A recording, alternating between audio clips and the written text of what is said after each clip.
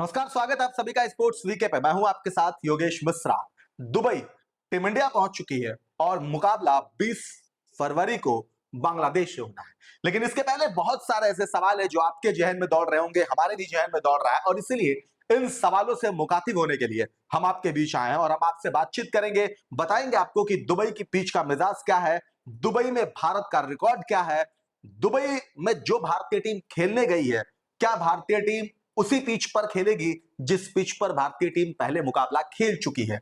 ये सारे सवाल होंगे, लेकिन इसके साथ साथ दो तीन ऐसे अपडेट्स हैं जो आपको थोड़ा जल्दी जल्दी में बता देते हैं। पहला, मोर्केल जो कि गेंदबाज कोच है, वो टीम इंडिया का साथ छोड़ चुके हैं। उन्होंने इमरजेंसी अपने साउथ अफ्रीका के लिए, जहां पे वो अपने घर गए हैं। अब ऐसे में एक तो भारत के लिए असमंजस की स्थिति है, बुमराह नहीं है। अब इन सबको देखते हुए भी एक और सवाल आपके दिमाग में होगा कि आखिर भारतीय टीम बांग्लादेश के खिलाफ किस प्लेइंग 11 के साथ जाएगी। वो सारे सवाल करेंगे और सारे सवालों पे बातचीत करेंगे। हमारे साथ हमारी सहयोगी निकिता है, निकिता से बातचीत करेंगे। निकिता कुछ सवाल पूछेगी भी, कुछ सवाल का जवाब भी देगी कि आखिर कैसे क्या है दुबई के पिच का मिजाज और क्या कुछ कहता है भारत का वहां का रिकॉर्ड। हेलो, हाय, नमस्कार। मेरा नाम निकिता है और मैं हमेशा की तरह आपके सामने आ गई हूँ, लेकिन आज की ओपनिंग मैंने नहीं, योगेश जी ने दी है, क्योंकि पता नहीं शायद मेरी भी रिस्पॉन्सिबिलिटी यही उठाने वाले हैं। खैर, जो भी बात है, जैसे कि अभी बताया कि चैंपियंस ट्रॉफी जो है इस समय काफी ज्यादा हाईलाइट हो रखी है हमारी इंडियन क्रिकेट टीम के लिए। सो लगा मतलब सीधा सवाल पर ही चलते हैं, जैसे हम अपनी और वीडियोस पे चलते हैं कि दुबई की पिच जो है, बहुत तो मतलब हमने पीछे के भी रिकॉर्ड्स ऐसे देखे हुए हैं कि दुबई में टीम इंडिया जो है उनका जो खेल है वो उनके फेवर में नहीं आ पाता है जब वो उस पिच पर खेलते हैं। तो अब की बार उस पिच को लेके किसका क्या कहना है, या फिर उस पिच के लिए किसके क्या रिव्यूज हैं, या फिर वो हमारे कितने फेवर में हो सकते हैं, ये हमें योगेश जी बताएंगे हमेशा की तरह। सो शुरू करते हैं।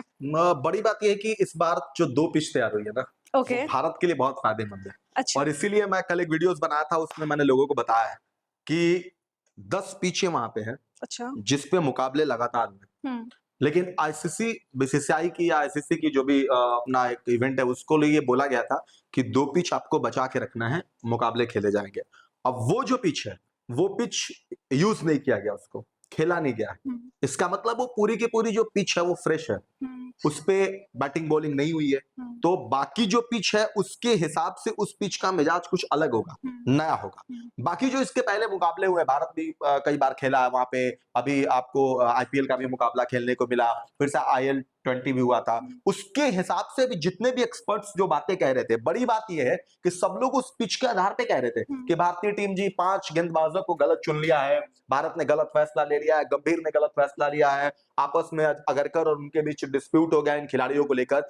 लेकिन शायद बीसीसीआई को इस बात की भनक थी कि भारत जिस पिच पे खेलेगा उस पिच का मिजाज कुछ और है, उस पिच की जो बिहेवियर होगी गेंदबाजों के साथ वो कुछ अलग होगी।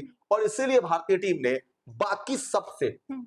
अपने प्लेइंग 11 के साथ साथ जो 15 स्क्वाड का ऐलान किया, उसमें 5 स्पिनर्स को मौका दिया। ओके। अब सवाल ये सबके जहन में आ रहा होगा कि भाई अलग पिच क्या है, पिच तो वही होगी। हाँ। लेकिन लोग कहते हैं कि पिच में यही होता है ना कि या तो एक गेंदबाज को मौका मिले या बैटर को मौका मिले, या कभी कभार ऐसा होता है कि फ्लैट पिच होगी पूरी की पूरी, उस पर सिर्फ बल्ले से रन बरस रहे हैं। हम्म।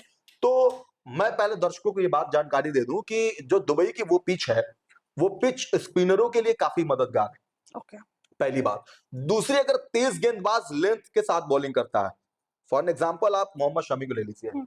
हर्षित राणा भी ठीक है, हम्म। सिराज को इसीलिए बाहर रखा गया इसमें। हम्म। हम्म। दूसरा, अगर जसप्रीत होता है, जसप्रीत के हम्म। साथ तेज गेंदबाज भी अगर मिडिल ओवर में अच्छी गेंदबाजी करता है, अच्छे लेंथ का इस्तेमाल करता है, तो वो भी मुसीबत बनेगा। हम्म। लेकिन सवाल है कि 5 स्पिनर जो भारतीय टीम ने ली है, हम्म। तो क्या ये 5 स्पिनर एक साथ खेल पाएंगे, हम्म। या भारतीय टीम उसमें जिस जिस को साथ लेके आएगा।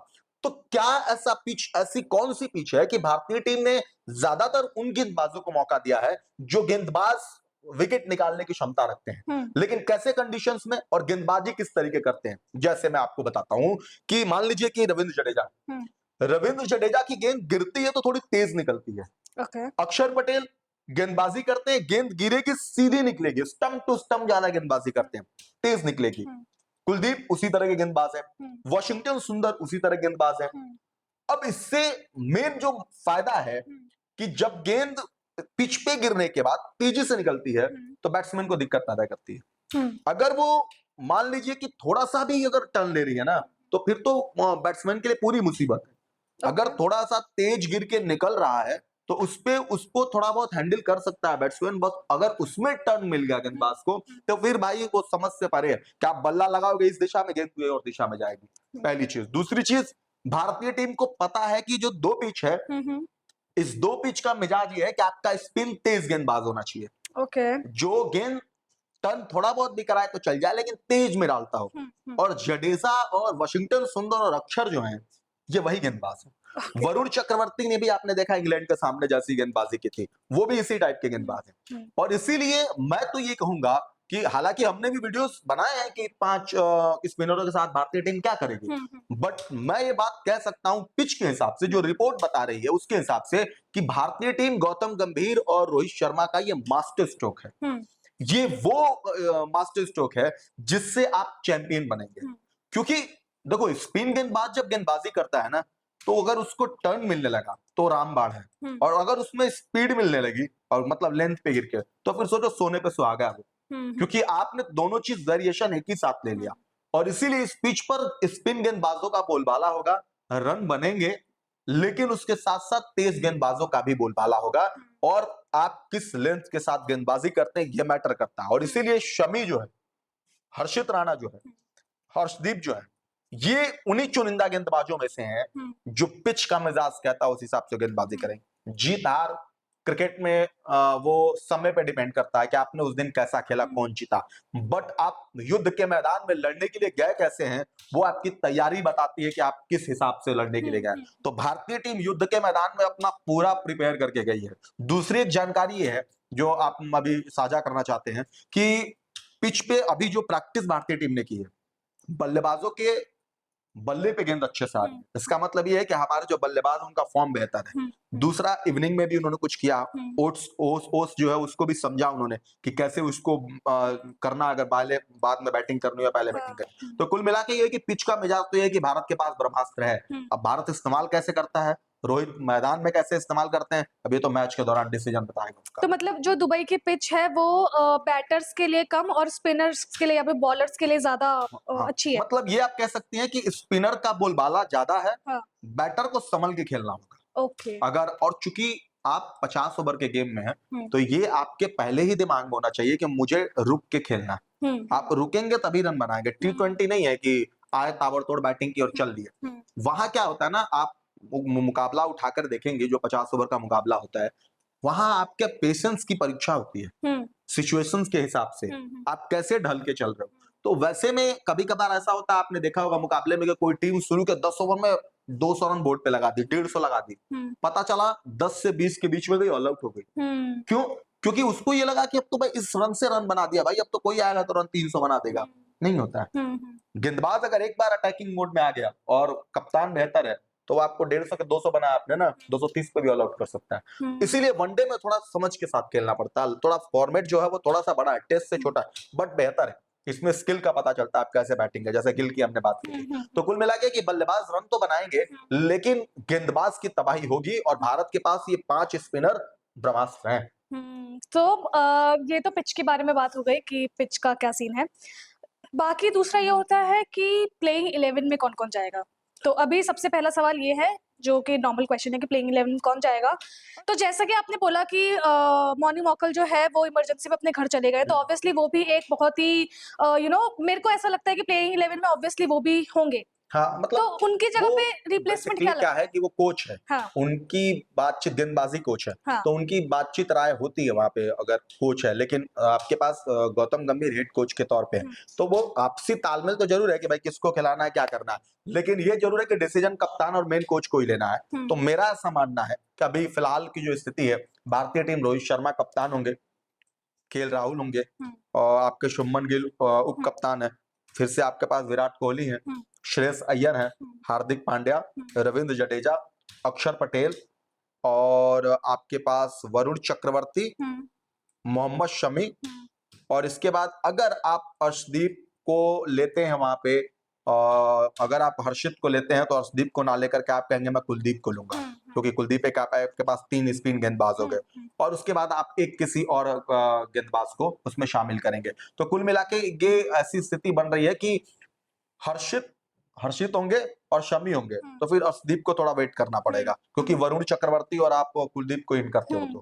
बाकी जो शुरू का जो मसला है, शुरू से जो है कि आप जो 5-7 नंबर तक हार्दिक और रविंद्र जडेजा तक है, तो वो है। तो फिर आपके पास बचता क्या? रविंद्र जडेजा अच्छे गेंदबाज हो गए आपके पास, कुलदीप एक स्पिन गेंदबाज अच्छे हो गए, अक्षर बैटिंग भी कर लेते हैं तो वो अक्षर तो रहेंगे ही रहेंगे, तो वो भी एक गेंदबाज अच्छे हो गए, 3 स्पिन गेंदबाज हो गए। अब फंसता मसला यही है कि आप वरुण चक्रवर्ती को लेते हैं या हर्षित राणा को लेते हैं। मतलब कहने का मतलब 3 पेस गेंदबाज लेंगे आप या 2 पेस गेंदबाज लेंगे और एक और स्पिनर को 4 स्पिनर रखेंगे। तो आपके पास टोटल 6 गेंदबाज हो गए। 6 गेंदबाज हो गए और उसके बाद 7वें 8वें नंबर तक अक्षर पटेल तक आपके पास बैटिंग भी हो गई। तो कुल मिला के बांग्लादेश का जो अभी स्थिति है, जिस बांग्लादेश से जो 20 तारीख को पहला मुकाबला है, शायद भारतीय टीम यही इस्तेमाल करेगी। एक तो पिच का मिजाज भी पता चल जाएगा उस दिन जिस पिच पे खेलेगा। दूसरा क्या है कि बांग्लादेश जैसी अभी टीम है तो कोई बहुत बड़ी टीम, मतलब ऐसा है कि बहुत इस तरीके की टीम नहीं है कि भारत उसको नहीं हरा सकता। हाँ, भारत अगर बांग्लादेश के साथ खेला जिस प्लेइंग 11 के साथ, अगर रिजल्ट फेवर में रहा और थोड़ा सा अंतर रहा जीत का, तो नो डाउट कि वो पाकिस्तान के साथ सेम हथियार के साथ जाएगा। अगर उसको लगता है कि थोड़ा बहुत अनबैलेंस हुआ है, थोड़ी चीजें गड़बड़ हुई है, तो पाकिस्तान में कुछ बदलाव करेगा। तो उस समय मुझे लगता है कि शायद अगर आप हर्षित को नहीं मौका दिए या शमी के साथ-साथ आप 3 गेंदबाज अगर आप चाहते हैं तो 3 तेज गेंदबाजों को ले सकते हैं आप। तो वो पाकिस्तान के लिए स्ट्रेटेजी होगी क्योंकि वहां गेंदबाजी ज्यादा मैटर रखती है बल्लेबाजी के साथ-साथ, उनके बल्लेबाज भी रन बनाते हैं। तो कुल मिलाकर के बांग्लादेश के लिए जो है पिच के साथ-साथ ये प्लेइंग 11 लगभग यही होगी। चेंजेस होगा तो कोई एक स्पिनर या तो कम होगा, एक पेस गेंदबाज आएगा। लेकिन शुरू से 7-8 नंबर तक बदलाव की गुंजाइश नहीं है क्योंकि अक्षर को इसीलिए लिया गया कि वो रन बना रहे हैं और वो बैटिंग कर रहे हैं। तो इसीलिए वो देखा जा रहा है कि या तो उनको पहले भेजा जाए तो जडेजा को बाद में 7वें 8वें नंबर पे भेजा जाए तो आपकी बैटिंग वहां तक रहेगी। एक जडेजा जैसा प्लेयर भी रहेगा, अगर हार जीत की कोई रन आसपास में कम आते हैं तो बना सकता है। तो कुल मिला के यही स्थिति है। अब देखते हैं कि भारतीय टीम जो बांग्लादेश वाला मुकाबला उसमें किस प्लेइंग 11 के साथ करती है, लेकिन हूबहू लगभग स्थिति यही है कि वही होनी चाहिए। वही आज का जो मुद्दा था वो यही था कि दुबई की पिच जो है वो इंडियन टीम के लिए कैसी साबित हो सकती है, वो तो उस पर ऑब्वियसली खेलने के बाद ही पता चलेगा। जो कि अभी 20 तारीख को बांग्लादेश के खिलाफ टीम इंडिया का मैच होने वाला है। उसमें देखते हैं कि कैसे होता है या उससे पहले क्या बदलाव होता है, वो तो हम खैर आपको अपडेट देते ही रहते हैं। और उस मैच को खेलने के बाद फिर 23 तारीख को क्या होगा, ये थोड़ा ज़्यादा दिलचस्प होगा क्योंकि चैंपियंस ट्रॉफी को लेके हर कोई एक्साइटेड है और उससे ज़्यादा एक्साइटमेंट है इंडिया वर्सेस पाकिस्तान देखने के लिए कि इंडिया और पाकिस्तान का क्या होता है। तब तक के लिए देखते रहे स्पोर्ट्स वीक और आपको ऐसी अपडेट हम देते रहेंगे। Thank you.